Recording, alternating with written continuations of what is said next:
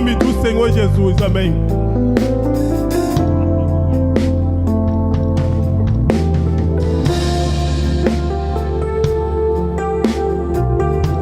Glória a Deus.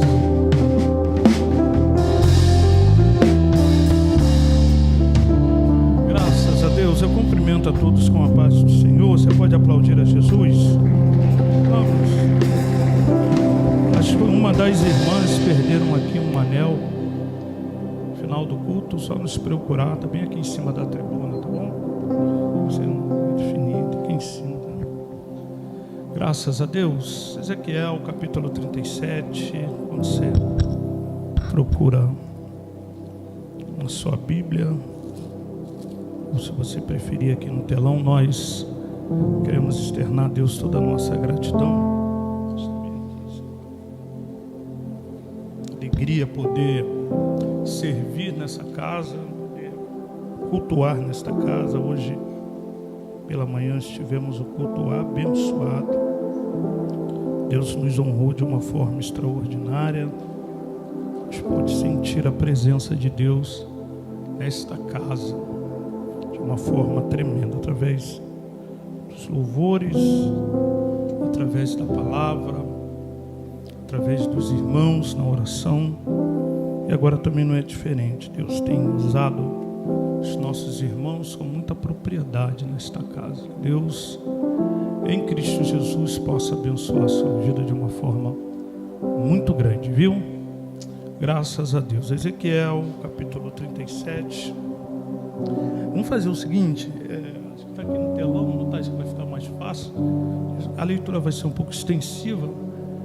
É o capítulo 37, Ezequiel, capítulo 37. Eu vou ler os versículos ímpares, irmãos, ler os versículos par e assim sucessivamente. Como ele é um pouco extenso, nós vamos ler até o capítulo 10.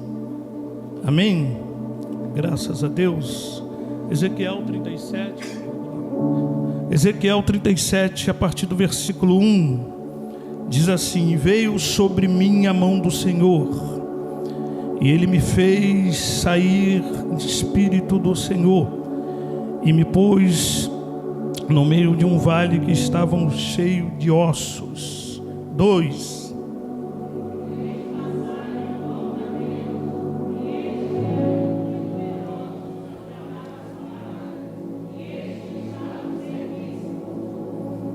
E me disse: filho do homem, porventura viverão estes ossos?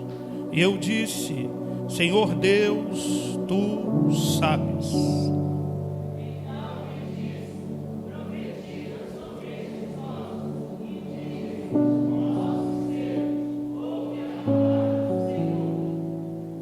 Assim diz o Senhor Deus a estes ossos: eis que farei entrar em vós o Espírito e vivereis.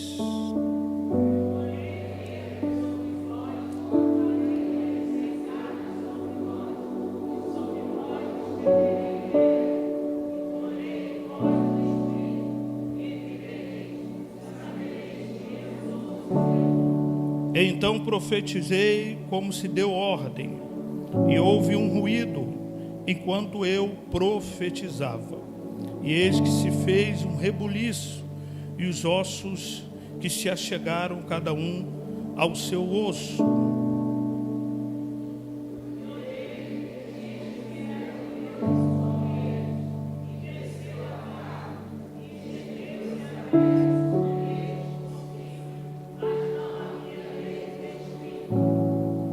E ele me disse: profetiza ao Espírito, profetiza, ó Filho do homem, e dize ao Espírito: assim diz o Senhor Deus: vem dos 4 ventos, ó Espírito, e assopra sobre estes mortos para que vivam.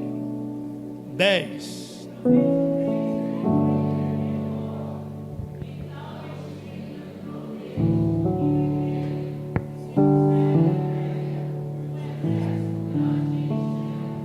Graças a Deus. E você aplaude ao Jesus. Glória a Deus. Amém. Preste um pouco da sua atenção. O texto é muito conhecido, irmãos. Com certeza, principalmente aqui na Betel, os irmãos que aqui se encontram já ouviram falar desse texto, já estudou, já pregou.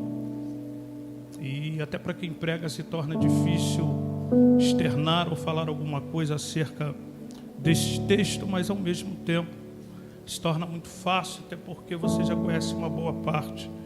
É um texto bem expressivo, a verdade, e para nós se torna uma parte. Então lhe peço alguns minutos da sua atenção, serei bem breve, e tentar de uma forma muito simples explicar aos irmãos como uma nação, ela de uma certa forma se tornou um cemitério, um vale de ossos secos.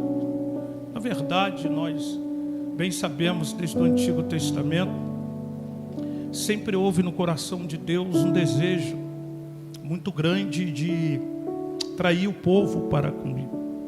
Desde o Éden, Deus tinha no seu coração uma proximidade muito grande pela raça humana, até porque foi o mesmo que o criou.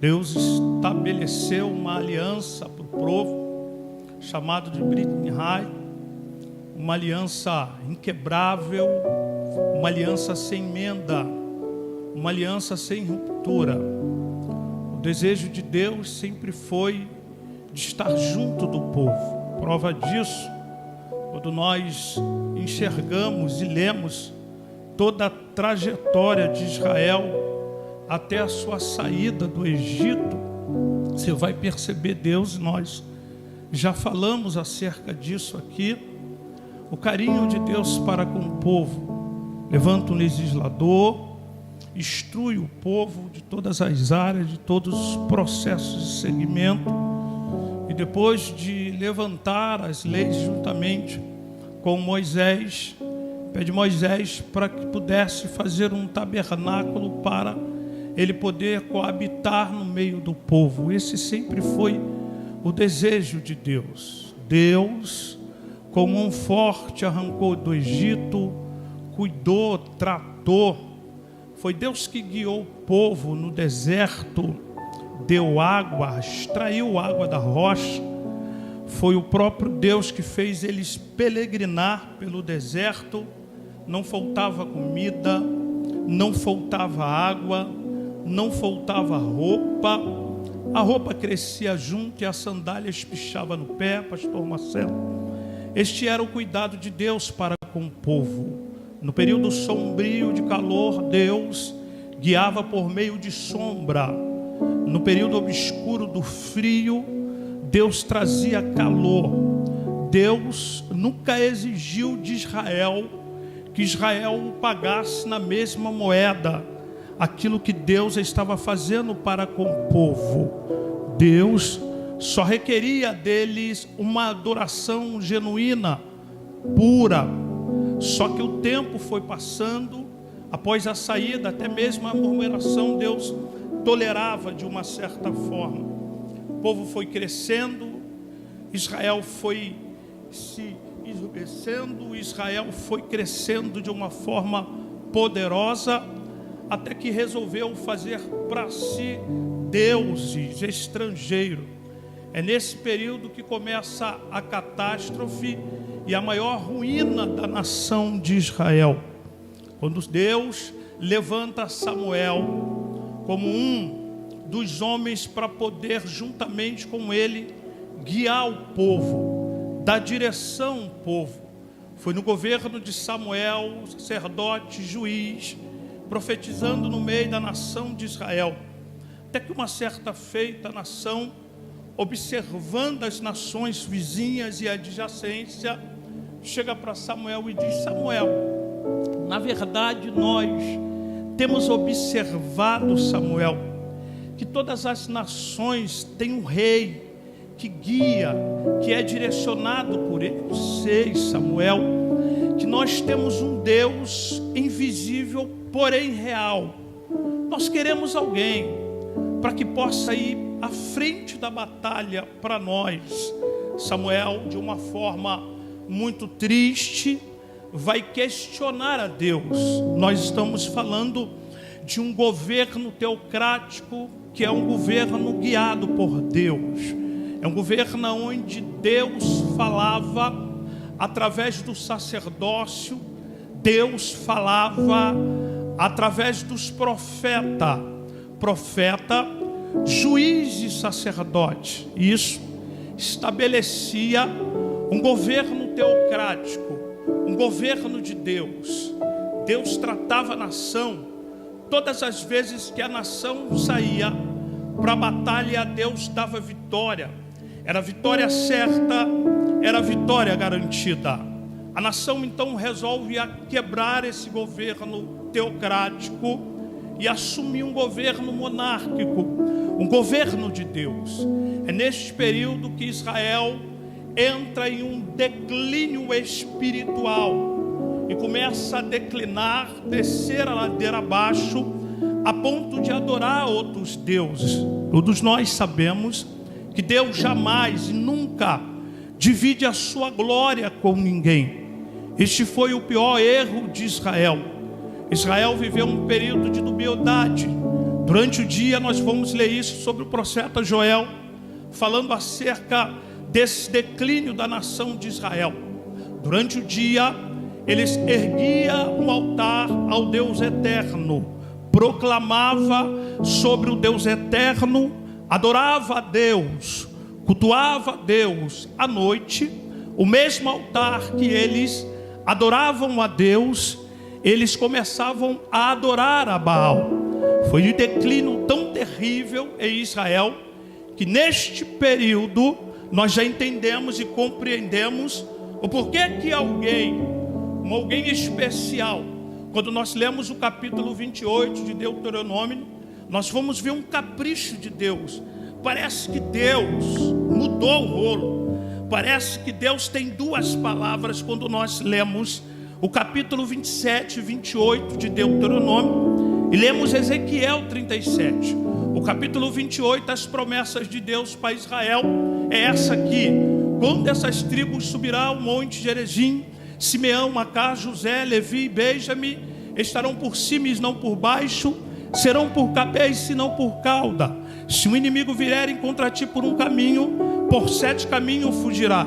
Essas são as promessas de Deus ao coração de Israel. Ao mesmo tempo causa em nós uma náusea, um nó na cabeça, porque a mesma nação se tornou um vale de ossos seco. Por que que Deus permitiu uma nação tão especial? Por que que Deus permitiu uma nação tão única, tão escolhida e adorada por Ele, cair a um declínio espiritual como esse tão terrível? Simples pela razão que nós acabamos de falar, que Deus jamais divide a sua glória. Uma vez que Israel começa a dividir a sua glória, cria nele um problema, uma dificuldade. A nação que outrora era escolhida, poderosa, adorada em todas as nações vizinhas, passa agora pelo opróbrio, pela vergonha. Quando nós lemos Jeremias, capítulo de número 5, Lamentações, que Israel está vivenciando o pior período da sua fase. Jeremias vai dizer no capítulo 5 de Lamentações: lembra, Senhor, e dá uma lembradinha, considere e olhe para o nosso opróbrio, vergonha. A nossa herança passou a estranho, a nossa casa é estrangeiro, órfãos somos sem pai, a nossa mãe são como viúva. Forçam as mulheres de Sião e as virgens da cidade de Judá. Cessou o gozo do nosso coração, converteu-se em lamentação a nossa dança, caiu da nossa cabeça a coroa. Jeremias continua falando: ai de nós, porque pecamos. Uma vez que essa nação entra em declínio espiritual, resolve adorar a outros deuses. É nesse período que Deus levanta uma vara corretiva, levanta a Babilônia para poder corrigir Israel. É num período aproximadamente dos anos 600, mais ou menos, que Deus vai levantar Nabucodonosor. E na queda de Nabucodonosor, Deus então permite o seu filho Nabucodonosor assumir as pontas da Babilônia. E todos nós sabemos que a Babilônia neste período foi o pior período que a nação de Israel vivenciou, através do ataque da Babilônia. Assim que Nabucodonosor se levanta contra a Babilônia e assume o governo da Babilônia, ele vai invadir Jerusalém. Quando ele invade Jerusalém, ele leva a primeira leva, a casta real de Jerusalém. Vai levar uma trinca de rei, de homens que era hábeis e inteligente, para poder aprender a cultura da Babilônia. Esta era a vara de correção que Deus está levantando para corrigir a nação de Israel.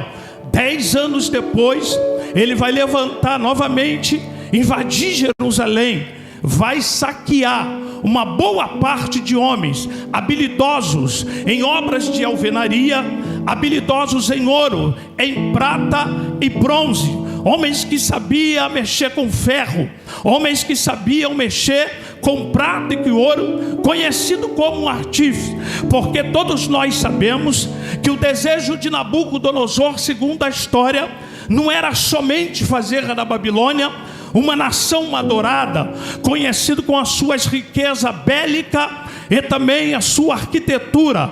Ele queria fazer da Babilônia uma das 7 maravilhas do mundo antigo. É nesse período que eles levam uma casta de homens habilidosos com prata, com ouro, de dentro da nação de Israel, e levanta aquilo que nós conhecemos, o jardim suspenso da Babilônia, e fica sendo conhecido como uma das 7 maravilhas do mundo antigo. A terceira invasão é a pior de todas as coisas. Agora ele vai levantar o seu general, por nome de Nabopolassar, um homem implacável, frio e calculista e estrategista em guerra. Nabucodonosor então chama Nebuzarazã e disse: é o seguinte, você vai me prometer 2 coisas. A primeira, que quando você chegar em Jerusalém, eu quero que você queima os muros da cidade de Jerusalém. A segunda, eu quero que você invade o templo e joga fogo no templo. Antes da invasão, eu quero que você fique sitiado ao redor da cidade, porque isso era uma tática de guerra da época antiga. Eles sitiavam a cidade, cortavam exportação e importação, a moeda comercial entra em declínio, o país então vive a maior miséria de todos os tempos, a tempo de se submeter ao exército estrangeiro. É por isso que Jeremias vai dizer: a nossa herança passou estranho, a nossa água que antes nós tínhamos, agora por dinheiros a bebemos. O pão que nós fazíamos na nossa terra, agora nós precisamos suar para poder obter esse pão. A história vai nos contar que quando eles invadem o templo, isso é comum, uma tática antiga que tinha sobre eles. Primeira coisa, jogava fogo nos muros da cidade, porque pastor Marcelo, o senhor como um bom militar vai compreender, existem algumas áreas do militarismo, campo de batalha, que se traça estratégia de guerra. Então eles queimando o muro da cidade, porque no tempo antigo todas as áreas, seja era jurídica, todas as táticas de batalha era feita em muro e no portão da cidade. Era ali que o rei pensava, era ali que o general começava a pensar.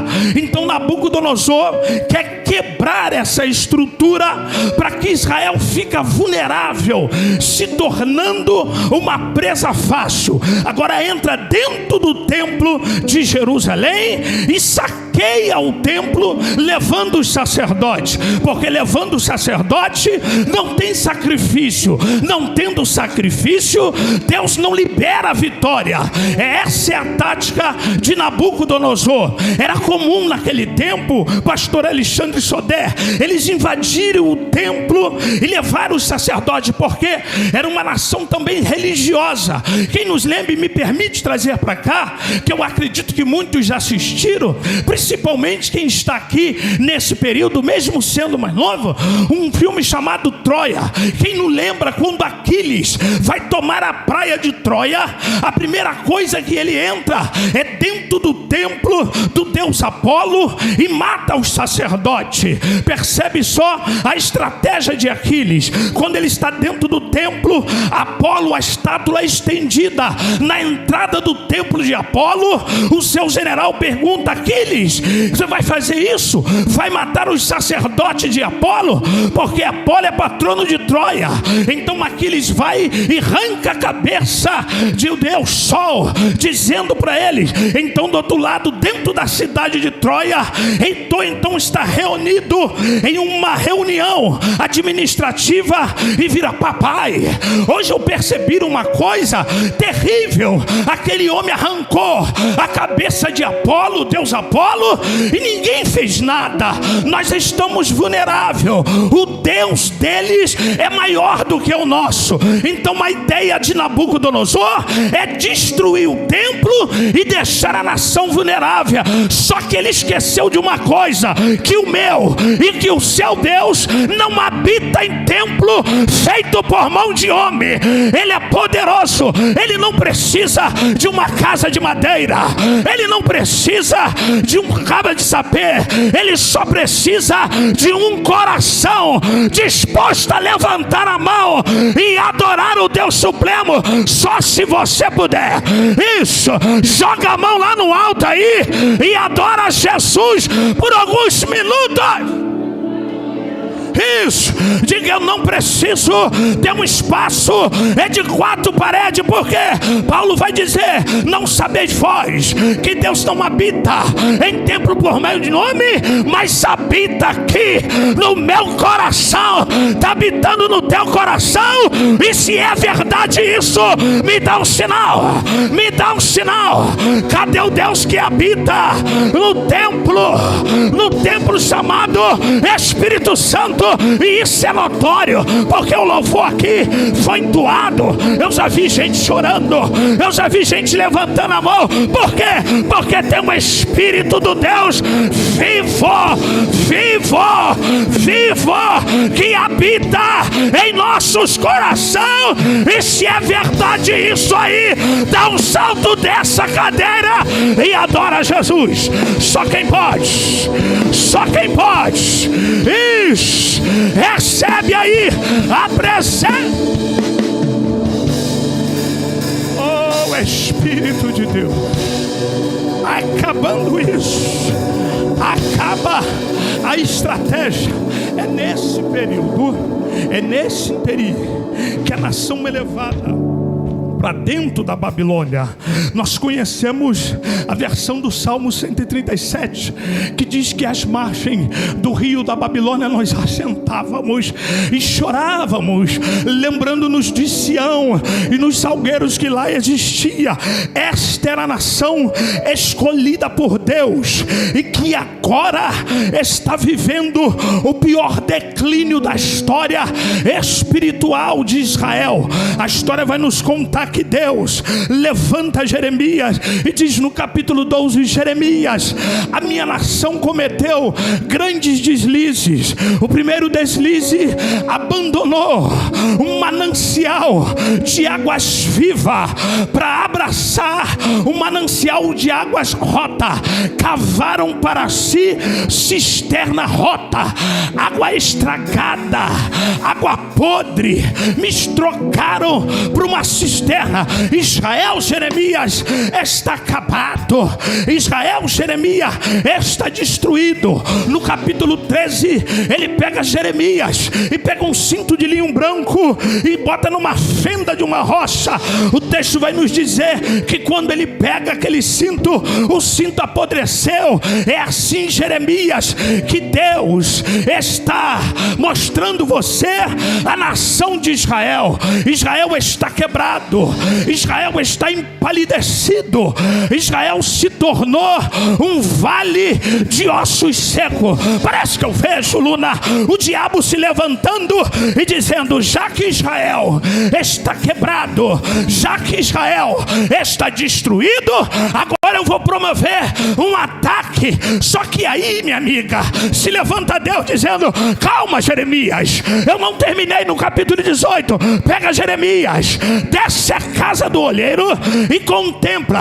O que és que vê, Jeremias? Eu vejo um olheiro. E o que tem na mão do olheiro? Um vaso. Eis que o vaso que se quebrava nas mãos do olheiro. Israel está quebrado, Israel está destruído, mas está na mão de Deus. Israel está rachado, mas está na mão de Deus. Diga mais, Jeremias. E daí que o vaso se quebra e Deus da mesma matéria pega outra. Esse Deus é incrível, gente, porque Ele é o único Deus que chega num ambiente como esse, encontra vaso quebrado como eu, vaso rachado, e mesmo assim Ele consegue ainda fazer um vaso novo. Pode estar quebrado, pode estar rachado, mas está nas mãos de Deus. Tem isso não? Quebrou, joga fora. Não, aqui não. Na minha olaria é diferente. Você chega aqui e fala assim: pastor, eu não posso, pastor, eu não tenho. Alguém esse dia, pastor Sodré, me perguntou: pastor, como é que eu passo para ser um vaso? Eu digo: você já é um vaso. Letícia, ele falou assim: eu sou um vaso, mas quebrado desse jeito. Eu mostrei para ele o capítulo 18 de Jeremias. Olha o que Deus faz. Esse aqui está quebrado, tá? Mas mesmo assim, sabe o que Deus faz? Faz dele um vaso, um vaso, um vaso. Mesmo quebrado na mão de Deus, você ainda é um vaso. Catuca quem está do teu lado aí. Mesmo quebrado, ainda é um vaso. Mesmo despedaçado, ainda é um vaso. Eu não canto mais, eu não prego mais, eu não consigo mais, mas Deus assim mesmo está me amassando, está te amassando e está falando: esse é um vaso. É vaso. Está vendo, Jeremias? A nação empalideceu, se tornou um grande cemitério. Jeremias profetiza, capítulo 2 de Ezequiel. Levante e põe de pé que eu falarei contigo. Ezequiel capítulo 37 é um dos mais conhecidos, e entra o texto que nós conhecemos. Numerosos. Ele está no último estágio, sequíssimo. Aí Jeremias diz: e veio sobre mim, Ezequiel, veio sobre mim a mão do Senhor e me levou. Eu não queria, Ele que me levou, e me fez andar. A palavra mão aqui no hebraico significa iad, que significa sustenta, dá direção e guia. É isso aqui que se entende de mão. A mão que está levando para o vale de ossos secos, o vale do desespero, o vale da perdição, é a mão que sustenta, é a mão que guia, é a mão que dá direção. Pastor, eu estou no vale. Não tem problema, porque é Ele que está levando. E se Ele está levando, tem sustento, tem direção, tem guia. Pastor, está impossível. A mesma mão que está levando é a mão que sustenta. Pastor, entregaram na minha mão o ministério, o que eu faço? Fica tranquilo, porque quem está levando e quem está guiando é poderoso para poder guiar, levar e transformar a vida. Vai, Ezequiel. Deus leva ele a essa estrutura, a esse cemitério a céus abertos. Eu fiz questão de dar todo o relato, as vitórias de Israel, para mostrar a Ezequiel que o vencido, ou vencedor, um dia ele pode se tornar vencido. Olha Ezequiel, a nação escolhida. Anda pelo meio do vale, observe e olha. Terrível. Um dia venceu, um dia cantou, batalhou vitórias. Só que chegou um momento da vida de Israel que só a vitória do passado já era suficiente. O que ele vai falar pela boca de Jeremias? Nós temos o templo, nós temos a lei, nós somos da linhagem de Abraão. Não é suficiente para te manter de pé. Porque vida com Deus não é acúmulo de vitória, mas é constância todos os dias.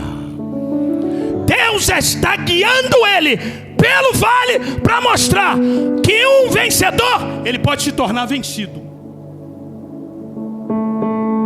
Sabe quem é essa aqui? Ezequiel. Israel viu, contemplou os melhores e maiores milagres. Hoje percebe que é um deslumbramento. Ele não se tornou ossos da noite para o dia.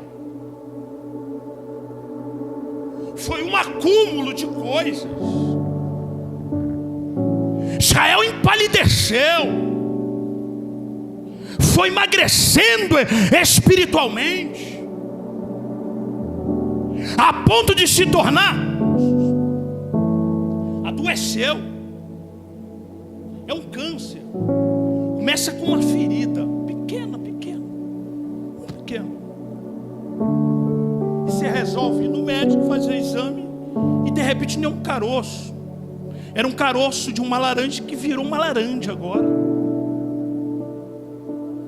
A ausência de Deus provocou isso nele. Israel tinha tudo, tem tudo. Mas como Deus é um Deus de misericórdia, é um Deus de graça, de paz, Deus resolve a dar início ao processo de vida a Israel novamente. Desde que haja em nós o primeiro passo. O que Jeremias vai escrever em Lamentações, capítulo 5, versículo 20? Converte-nos a ti, Senhor, porque de nós mesmos é impossível. Renova os nossos dias como antes. Isso é reconhecimento. Eu entendo, eu compreendo que antes, ou seja, com o Senhor era melhor. Sem o Senhor, eu só perdi batalha. E quando há esse reconhecimento, começa o processo de restauração. Deus leva ele, a mão guia, a mão sustenta no vale. Observe, Ezequiel. E Deus indaga: pode reviver? De verdade, gente, de verdade. De verdade. Seja sincero, pelo menos contigo mesmo. Tem condições de reviver? Impossível. E ele é explícito em falar, sequíssimo, está seco, não está quase seco, ele está sequíssimo. Então não tem condições. Eu já tive o desprazer. Eu fui com o meu irmão para poder enterrar meu sobrinho. Passamos por uma série de critérios, né? E nós passamos por uma sala, me corrija se eu estiver errado, de acariação, alguma coisa desse gênero. E parece que desenterraram restos mortais de alguém. E eu tive o desprazer, pastor Alexandre, de ver um prazer terrível, cheiro. E na outra sala ainda existia carne. Na outra sala o mesmo processo. Só que o processo outro não tinha cheiro, porque estava seco, sequíssimo, estava esfarelando. O outro, Sodré, ainda tinha carne, e esse não. Esse nem cheiro tinha, porque todo o processo carnal, dos tecidos epitelial, sanguíneo, ele já havia se esvaído. Então era só osso, seco, sequíssimo, que se pegar desmancha. Então não tem condições de viver mais. É igual meu bolso, minha conta bancária. Não tem como mais. Filho está querendo passear e ele projetou ali uma viagem, Tati. E como é que vai? Se nem empréstimo tem, está seco. Eu falei, só um milagre. E eu acredito no milagre. Ele falou, e eu creio, papai, que Deus pode fazer alguma coisa. Eu não sei se é o desejo de querer passear que falou mais alto. Você não tem um cartão, aquele que eu vi, o verdinho, eu falei, tá, já estourou. O roxinho já foi também. E esse aqui, então nem consegui pagar. E foi contando a trajetória dos cartões. Mas dá para comprar um Guaravita quente para você. Então a minha falta de fé e a fé dele fez a coisa acontecer, algo diferente. A pergunta: tem condições? Ele arranca dele a responsabilidade.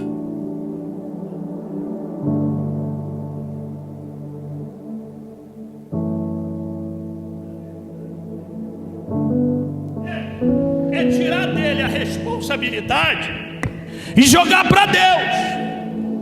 Porque na boa, cada um de nós, olhe para cá, cada um de nós tem uma área que já perdeu a esperança.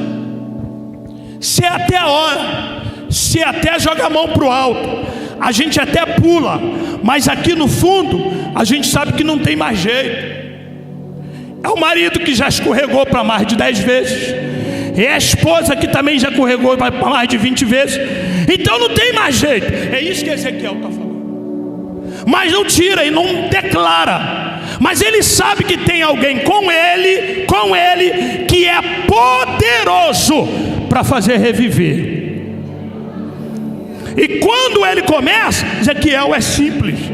Você vai usar só uma coisa, porque a gente quer fazer profetizar a multidão por meio de mecanismo. A gente às vezes quer fazer com que a coisa aconteça terceirizando, ou com QI, alguém que indica. Então a gente vai dando volta no vale e tentando fazer reviver alguma coisa através de alguém que pode abrir porta. Porque se eu falar com fulano, ele abre a porta para mim lá. Se eu falar com... Aí Deus fala, não, você vai usar aquilo que está na tua mão. Profetiza. É a palavra. Só ela tem o poder suficiente para fazer voltar para o lugar aquilo que está no estágio final. E ele profetiza. Aí o texto diz, e eis que teve nele o Espírito, com letra minúscula. Isso aqui é bios, vida. Voltou a ter vida. Aquilo que era seco já está normal, está bonito, está cheiroso, está de pé. Só que não anda ainda. Mas já melhorou, irmã Miriam. Do processo de cariação para estar em pé, com vida, já é alguma coisa. Mas ainda não gera milagre. Para poder caminhar, Ezequiel fala, profetiza. E eis que houve vida, espírito, carne. Olha só o que Israel foi perdendo: nervo, sensibilidade, todos os tecidos. Ficou própria vergonha. A ausência de Deus, ela faz isso, nos leva ao extremo, sequíssimo. Agora o milagre, ele aconteceu através da palavra no vale. E tem outra, espírito, letra minúscula, vida. Está de pé. Tá bom para você? Seja sincero, fique sobre os seus pés para a gente finalizar já. Vê se tá bom para você, se já é lucro você ficar de pé. Tá de pé? Tá bom? Tá bom? Quem nunca falou assim, pô, já estou de pé, já é um milagre. Ai meu Deus, o que eu passei hoje, se eu ficar de pé, já está de bom tamanho. Quem nunca falou isso? Ai meu Deus, se eu passei por isso, se eu ficar de pé, já está de bom tamanho. Só que para Deus não. o processo ainda não terminou, porque o processo de vida foi liberado sobre ele. Agora uma coisa acontece tremenda: para que a vida ande e para que se torne um exército. Isso aqui fala de fortaleza, isso aqui fala de estrutura, porque enquanto está de pé, a estrutura física, Sal, perfeito. Está bom para você? Tá bom? Claro que não. Eu preciso que essa estrutura, ela não seja somente um Luciano de terno cheiroso, ela não seja somente um bom cantor, ela não seja somente um bom pregador, ela precisa se tornar um exército. E para que essa estrutura de pé, ela começa a se movimentar, ela precisa de quê? Ele só te tornou um exército porque o Espírito, o texto diz, e eis que o Espírito entrou nele. Só existe efeito quando eu permito que o Espírito entre aqui dentro e mude algumas coisas que precisam ser mudadas aqui dentro.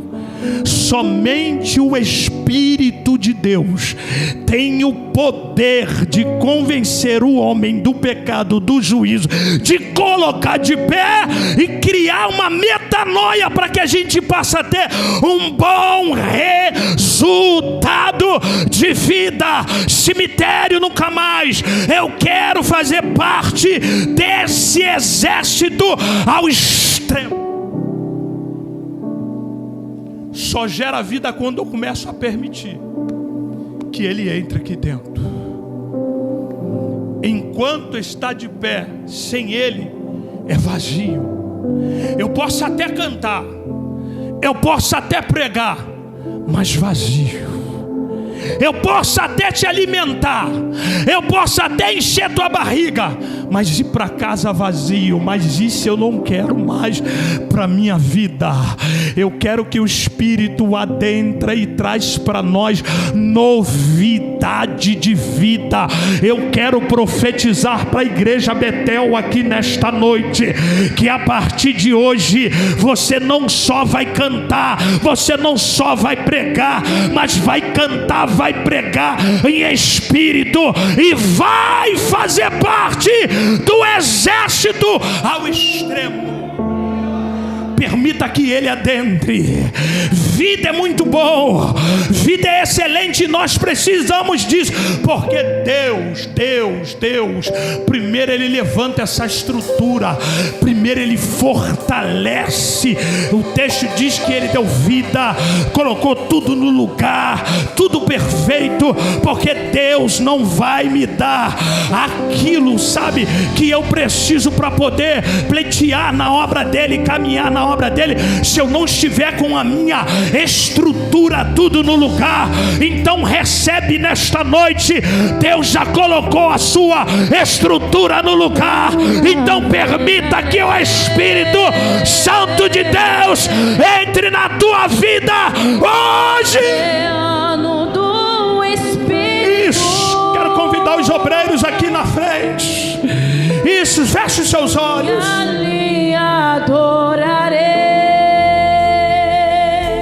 Isso, meus irmãos. Ao Deus do meu amor, meu Deus, eu adorarei.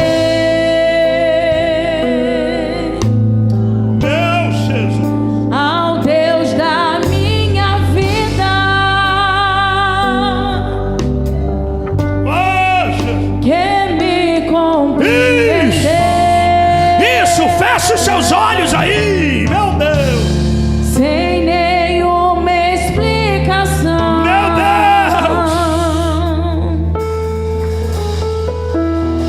Espírito, meu Jesus, eu sinto ele aqui, hein? que desce como isso, convida ele aí, convida ele aí. vem como em Pentecostes.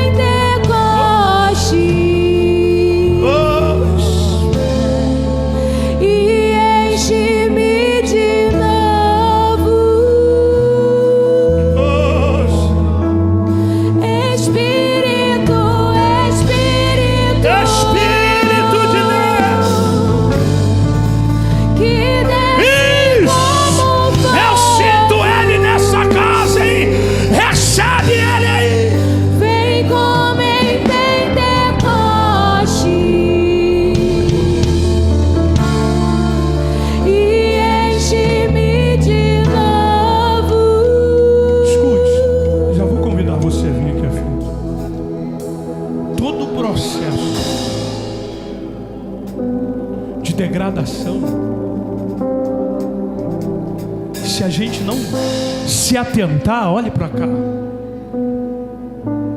Percebe que não foi da noite para o dia. Israel foi empalidecendo aos poucos e entrou em um processo de degradação. Só que Deus, e quando nós lemos Jeremias capítulo 5 de Lamentações, suplicando para renovo, e todo o processo de renovo, que se a gente não se atentar, a gente entra nesse processo de degradação, e o ápice final, além de ossos secos, é um processo de enrijecimento terrível, terrível. A gente vai se conformando a viver uma vida assim de verdade. A gente acha normal, a gente acha normal chegar num ambiente como esse e não sentir nada.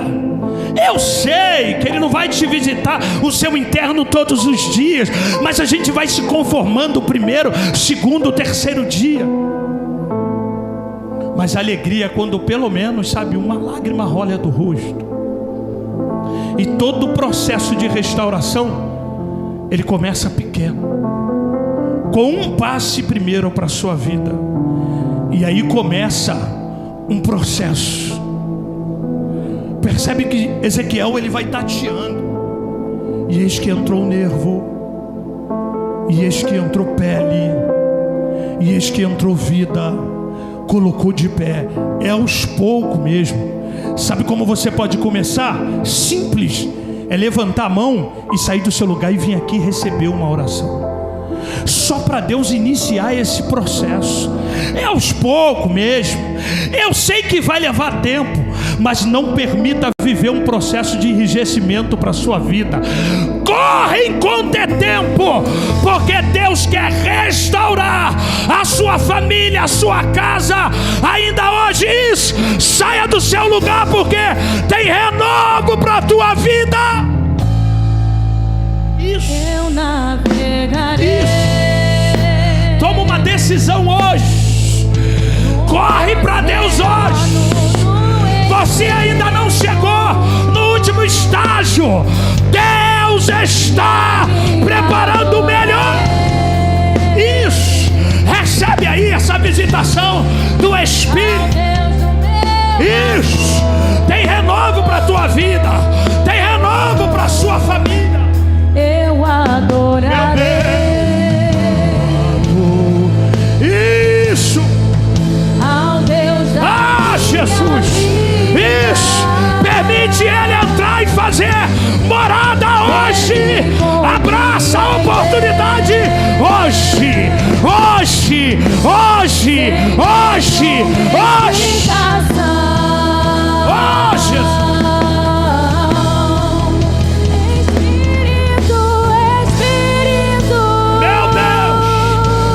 Tem gente recebendo renovo aí. Isso. Recebe aí, recebe.